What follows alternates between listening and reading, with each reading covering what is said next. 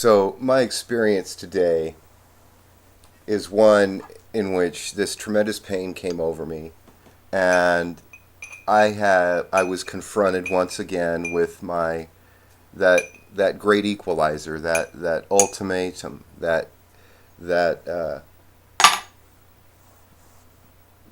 arbitrator in my own body that says, "Well, what do you think's most important to you?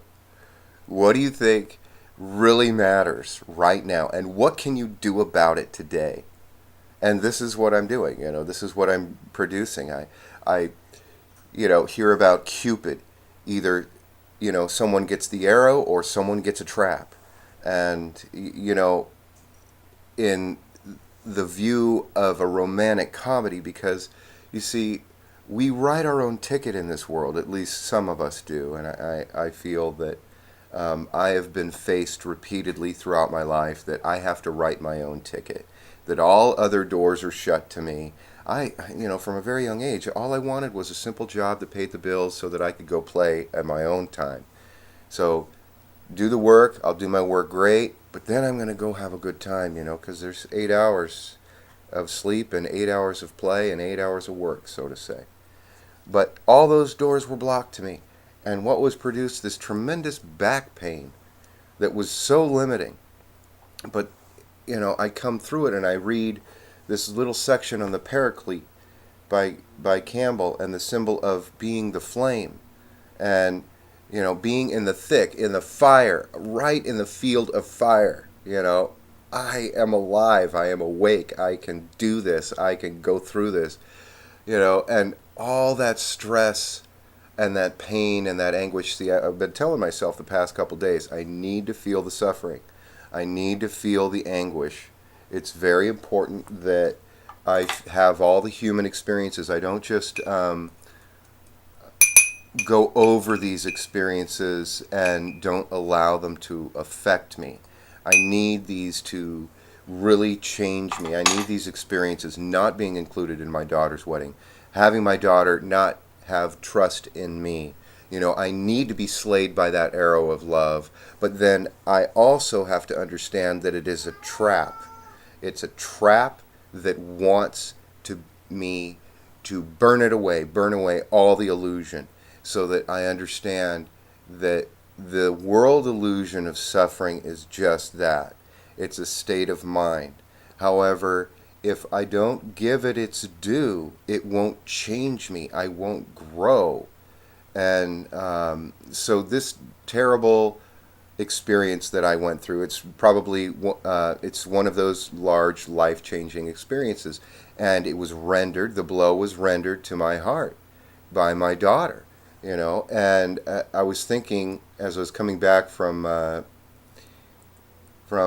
my insurance company, I was thinking to myself, she needs to be careful. Women, period, need to be careful that the blows they render unto a male's heart, no matter how powerful it may make them feel, men are their own trip, women are their own trip. I want to give, credit and respect there. But, the more blows the heart takes, there can be scar tissue, and it can become a hardening of the heart, to use a metaphor. And yet, it really came over me right when I thought of that. Do I want to have a hardened heart? Do I want to be hard-hearted? And the answer came up. Boom. No. Let's not take this too seriously, Damon. And then it struck me that the burning fire flame of the Paraclete, my pain, my misery, my suffering, is my liberator. It's what brought it all to a head. Because I know that I overexercised as a result. Well, I don't know that I overexercised. I did everything appropriate and within very set guidelines, and I've been trained by physical therapists to stay right. I was doing everything well and rightly. It's just that the pain came to a head, and I was unable, I've been blocked in communication. And I find this so interesting because women are supposedly known as those that are into relatedness and communication.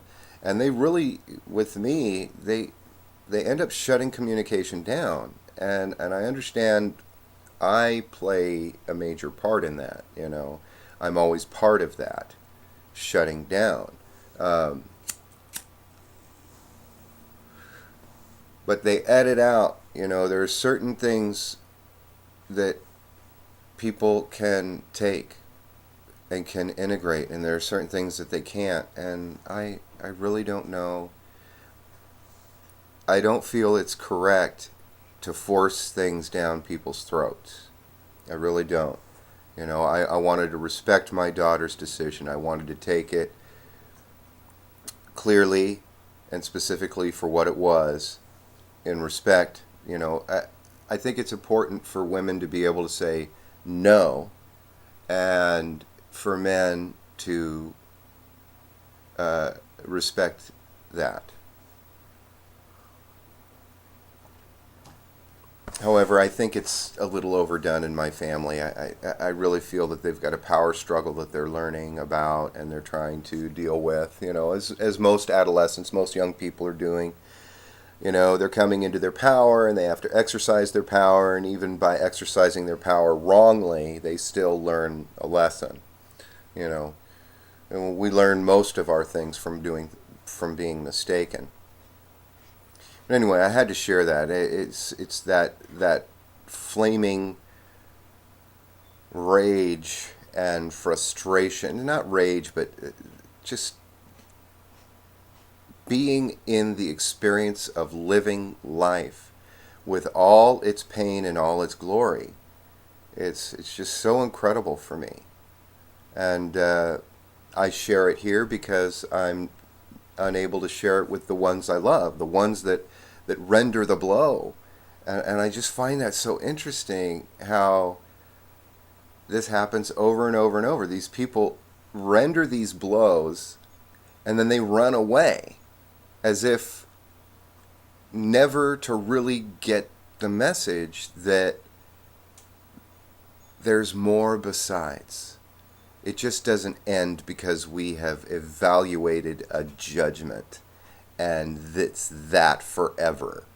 It's really not.